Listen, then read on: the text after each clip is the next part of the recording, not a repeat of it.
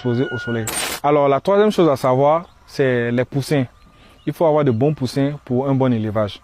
Et pour vous procurer de bons poussins, il vous faut vous rendre chez des vendeurs agréés ou encore vous référer à votre technicien en élevage pour qu'il vous conseille le meilleur fournisseur possible.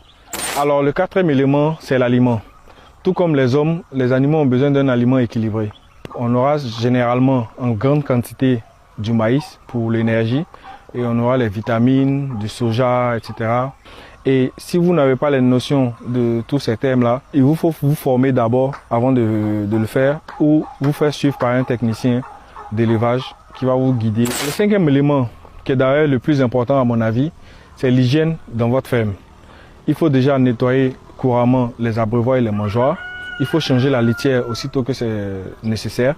Et il faut aussi mettre une pédiluve à l'entrée du bâtiment, de sorte à pouvoir se désinfecter avant d'y entrer.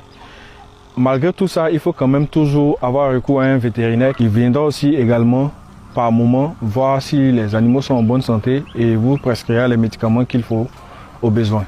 Le sixième et dernier élément, c'est le suivi qui se matérialise par une fiche renseignée de manière quotidienne.